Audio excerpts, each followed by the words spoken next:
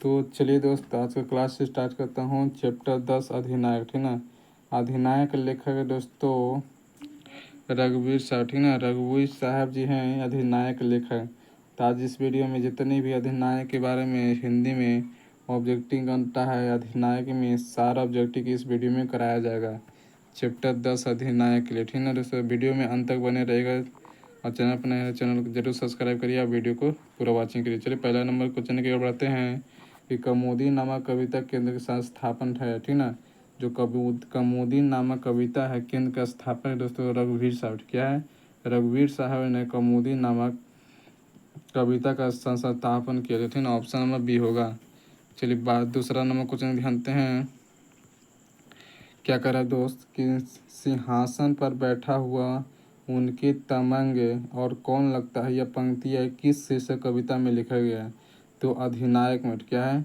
अधिनायक में शीर्षक कविता में लिखा गया कहानी है, ठीक ना। ऑप्शन नंबर क्या होगा? ये होगा। चलिए दोस्त तीसरा नंबर क्वेश्चन देखते हैं। क्या कर रहा है कि हरचरना किस कविता का पात्र, ठीक ना। हरचरना है यह अधिनायक के पात्र। क्या है? हरचरना लिखा हुआ क्या कविता है? यह अधिनायक में लिखा हुआ कहानी है, ठीक ना। ऑप्शन नंबर सी होगा। चौथा नंबर क्वेश्चन है कि रघुवीर साहब के पिता का नाम, ठीक है। इनका पिताजी का नाम है क्या?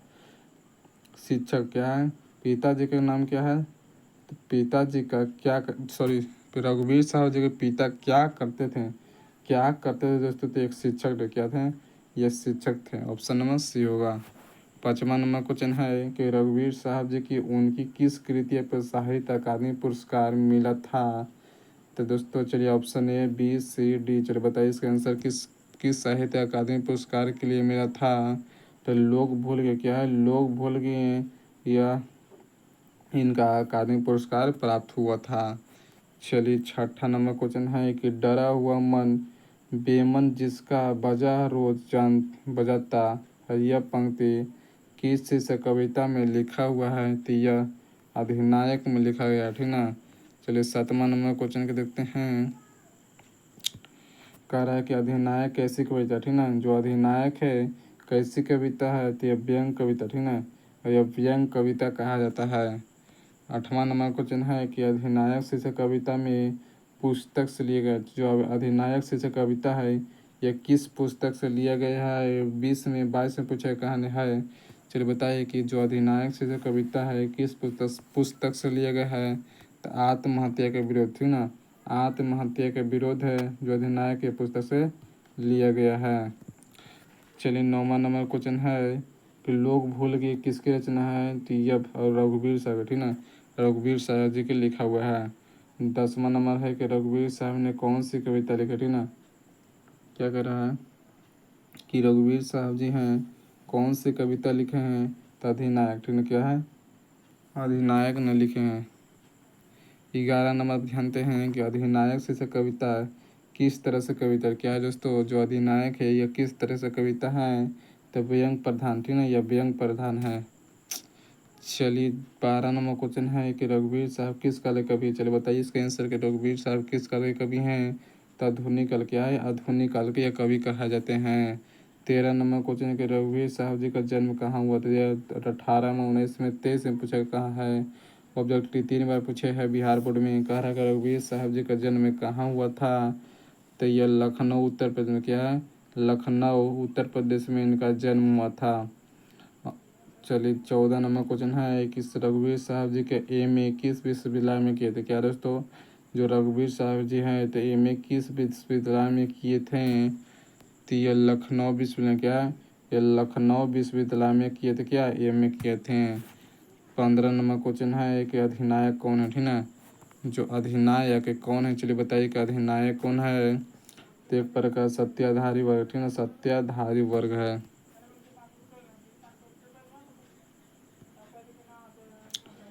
16 नंबर क्वेश्चन देते हैं कि प्रस्तुत कविता अधिनायक की रचना किसकी प्रतिनिधि है? तो यह आम आदमी। क्या है? आम आदमी के द्वारा लिखा गया है। 17 नंबर क्वेश्चन है कि हरचरण कौन है? हरचरण कौन है? तो एक प्रकार घर का नौकर। क्या है? यह घर का नौकर का है तो हरचरण, ठीक ना। ऑप्शन नंबर ए होगा। 18 नंबर के अगले द्वारा संपादित दूसरा सप्ताह के कवि किस रूप में कौन सामने आया? तो यह है दोस्तों रघुवीर साहब, ठीक ना, रघुवीर साहब ना सामने आया। चलिए 19 नंबर क्वेश्चन है कि दूसरा सप्तक के 7 कवियों में कौन शामिल, ठीक ना, दूसरा सप्तक है जो 7 कवियों में कौन शामिल है, तो रघुवीर साहब कौन है, तो रघुवीर साहब जी हैं जो शामिल है। 20 नंबर क्वेश्चन है कि अधिनायक से कविता किस पर व्यंग है, ठीक ना, किस पर व्यंग है, तो समकालीन राजनीति पर क्या है, समकालीन राजनीति पर यह व्यंग कहलाता है, ठीक है, व्यंग कहलाता है। चलिए 21 नंबर क्वेश्चन है कि रघुवीर साहब जी हैं किस शतक में एक कवि के रूप में शामिल है, ठीक ना, जो रघुवीर साहब जी के किस शतक के एक कवि के रूप में शामिल हैं, तो दूसरा शतक क्या है, यह दूसरा शतक में होगा। 22 नंबर क्वेश्चन लिखते हैं कि लिखने के कारण से ऐसा कविता लिखने की रचना है, कि यह रघुवीर साहब क्या है, यह रघुवीर साहब हैं। 23 नंबर क्वेश्चन लिखते हैं कार्य 7 प्यारे साथियों को 23 नंबर के राष्ट्रीय त्यौहार के दिन हर चरना क्या पहने हुए थे, जो राष्ट्रीय त्यौहार था जो हर चरना क्या पहने हुए थे, तो ये फटा सूथना, ठीक ना, फटा सूथना। चलिए फटा कुर्ता नहीं होगा दोस्तों, फटा पैजामा भी नहीं, फटा धोती भी नहीं, तो सूथना माना क्या, सूथना होगा, फटा क्या होगा, सूथना होगा।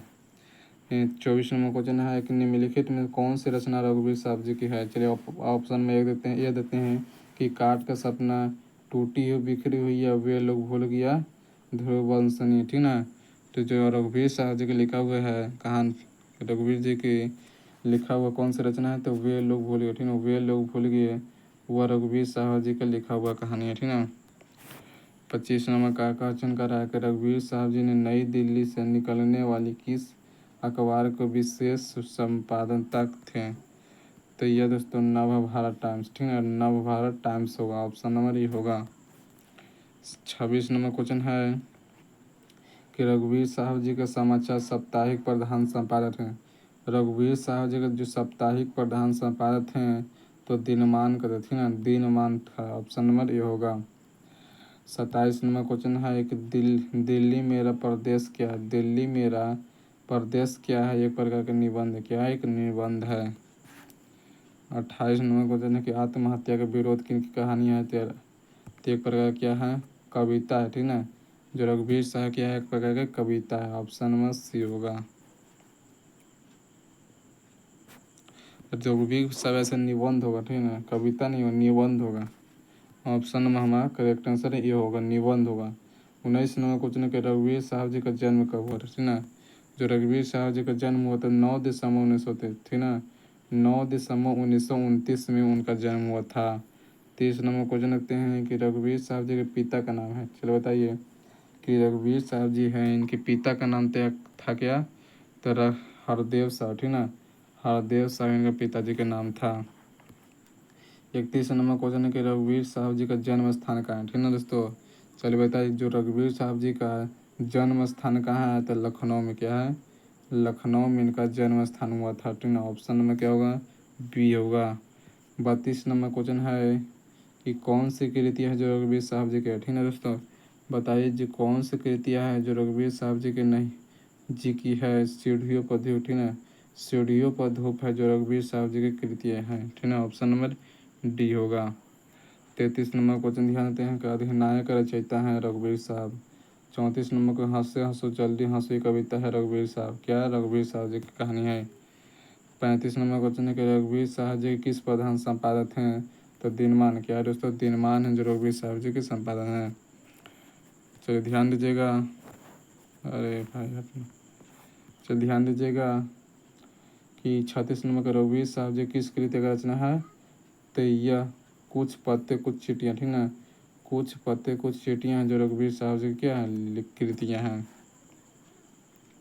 चलिए इस वीडियो का लास्ट क्वेश्चन है 37 नंबर के रघुवीर साहब जी की कैसी सत्य की रचना है, कैसे सत्य की रचना ही या कैसे सदी की रचना है, तो ये 20वीं सदी, क्या है, ये 20वीं सदी की रचना है, क्या दोस्तों कि 20वीं सदी की रचना है रघुवीर साहब।